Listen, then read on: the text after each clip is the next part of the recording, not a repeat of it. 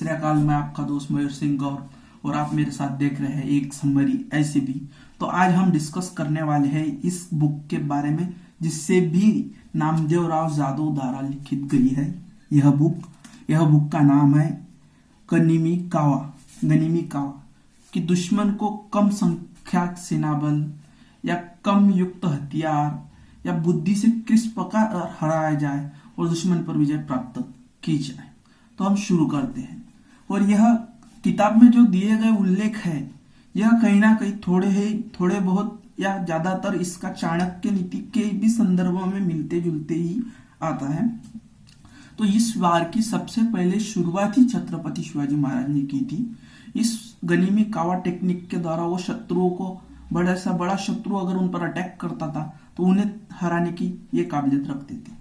तो हम सीधी बात करेंगे तो छत्रपति शिवाजी महाराज ने इस टेक्निक का इस्तेमाल कम सेना बल या कम लोगों की जान जाए या दुश्मन को इस तरह पराजित किया जाए कि हमें कम नुकसान हो, इसके द्वारा उपयोग किया गया था। इस किताब में बड़ा ही सुंदर वर्णन नामदेव राव जादव जी ने किया है। इसमें बताया गया है कि किस प्रकार के हथियार मराठों ने वापरे, किस प्रकार की टेक्निक मराठों ने वापरी, किस तरह से मराठों ने शत्रुओं पर विजय प्राप्त किए। तो हम शुरू करते हैं गनिमी कावा की समरी। छत्रपति शिवाजी महाराज उस समय 12 मावल में घूमे, वहां का अध्ययन किया, वहां की भौगोलिक परिस्थिति का अध्ययन किया और भौगोलिक परिस्थिति का अध्ययन करने के बाद उन्हें यह बात समझ में आई कि अगर दुश्मन हमें इस इलाके में इस प्रकार घेरेंगे तो हम उसे इस प्रकार से मार सकते थे। उन्होंने वहां के किसानों का अध्ययन किया। वहां के किसान एक शूरवीर महान योद्धा थे और उन्हें एक सही गाइडेंस की जरूरत थी। वो गाइडेंस छत्रपति शिवाजी महाराज ने उन्हें दिया और इस गाइडेंस के साथ और बनी हुई रणनीतियों के साथ इन्होंने गनिमी कावा टेक्निक की शुरुआत की। चलिए बात करते हैं गनिमी कावा में आने वाले हथियारों की। क्या कम निसर्ग से लिए हुए कम साधनों के साथ जो तैयार किए गए हथियार है उसके द्वारा हम अपने शत्रुओं को किस प्रकार हरा सके और किस प्रकार उस पर विजय प्राप्त कर सके। सबसे पहले उन्होंने एक लंबी बांस की लकड़ी ली, उसके सामने एक लोहे का टुकड़ा बांधा और उसको एक रस्सी बांधी और उसका उपयोग करना शुरू किया। उसे विठी बोलते थे, इसका मैंने पहले के वीडियो में भी उल्लेख किया है। तो उसे यूज एंड थ्रो की तरह इस्तेमाल करते थे कि पहले जाई दुश्मन के सीने पे लगा, फिर रिटर्न रस्सी द्वारा उसे खींच लिया और उसका उपयोग किया। फिर उसके बाद गोफन का इस्तेमाल किसान अपने खेतों में पक्षी भगाने के लिए करते हैं। पक्षी जिस समय दाना खाते हैं उस समय फसलों को बचाने के लिए इसका उपयोग किया जाता है। तो गोफनों का भी इस्तेमाल बखूबी मराठों ने अपने गनिमी कावा टेक्निक में किया गया है। इस टेक्निक में गोफनों का इतना बेहतरीन उपयोग किया गया है कि दुश्मनों पे पत्थरों की बरसात कर दी गई है कि एक समय में दुश्मन के तीर से आसमान जग जाता था, पर मराठों ने ऐसा समय लाया कि अपने पत्थरों से दुश्मन के आसमान जगने की नौबत ही नहीं आने दी। इस प्रकार मराठों ने दुश्मनों का सामना किया।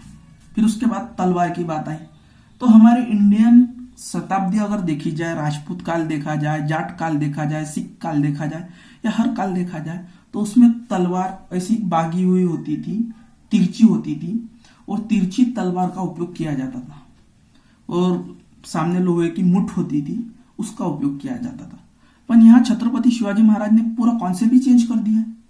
उन्होंने शत्रुओं का अध्ययन किया कि उनके दिमाग में आया क्या, शत्रु ऊंचा है हाइट में और घोड़े पे सवार होता है, जो हमारी तलवारें हैं उन तक के पहुंची नहीं जा सकती है, तो उन तक के अपने हथियार किस तरह उन्हें पे अटैक कर सके उस तरह के हथियार को डिजाइन किया जाए।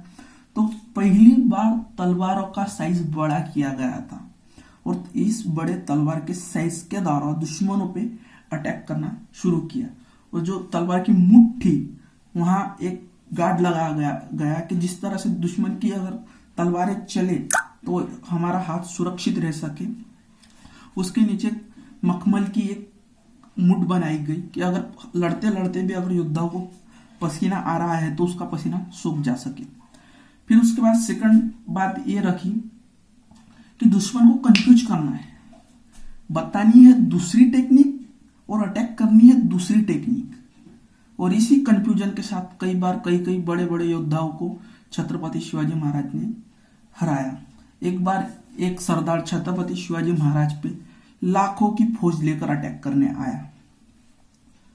तो छत्रपति शिवाजी महाराज को पता था, और इस दुश्मन के बारे में मैं जो बात कर रहा हूं उसका नाम था शाइस्ते खान। शाइस्ते खान औरंगजेब का मामा था। शाइस्ते खान की बड़ी सेना आई। छत्रपति शिवाजी महाराज ने विचार किया कि बढ़ने दो शत्रुओं को सामने, इन्हें बाद में देखेंगे। तो शाइस्ते खान छत्रपति शिवाजी महाराज जिस बाल समय जिस महल में खेलते थे उस महल स्थान पुणे लाल महल में जाके बैठ गया। तो महाराज ने अपनी गनीमी कावा की टेक्निक का इस्तेमाल किया।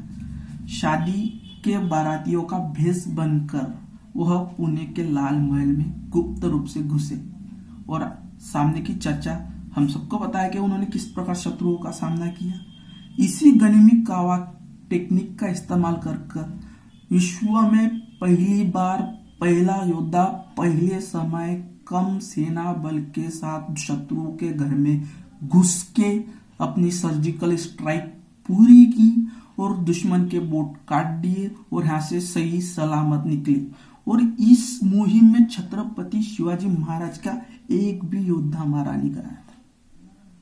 याद रखें, एक और लाखों की सेना और एक और छोटी सी 200-500 लोग पर लाखों के बीच में भी घुसकर शत्रु को हराने का दम रखते थे। यह थी गनीमी कावा की टेक्निक। और आज हम हिंदुस्तानी विदेशियों की टेक्निकों को ज्यादा महत्व देते हैं कि ये ऐसे करते हैं। विदेशी हमसे जाके सीखते कि किस प्रकार से, छत्रपति शिवाजी महाराज से सीखते कि किस तरह से टेक्निक का इस्तेमाल किया जाए।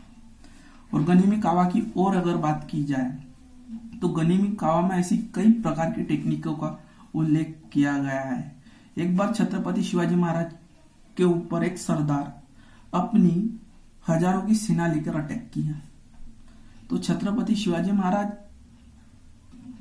फ्री हैंड थे और गड़ी पे बैठे मस्त शांत स्वरूप बैठे थे। उनके सरदार को लगा, वो आए और पूछा, महाराज आप इतना शांतिपूर्वक क्यों है?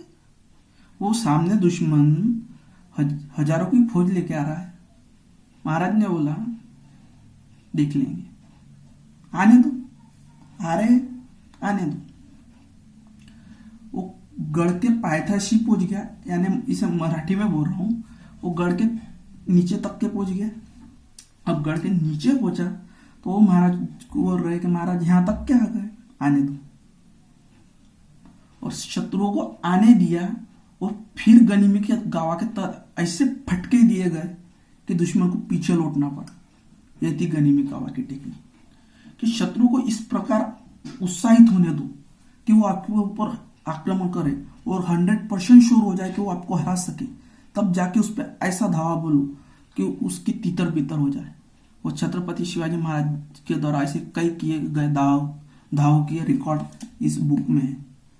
तो हम इसी तरह इस संबंध की चर्चा करते जाएंगे। अब सेकंड पार्ट में आपको छत्रपति शिवाजी महाराज की और भी गनीमी कावा टेक्निक के बारे में बताएंगे। जय हिंद।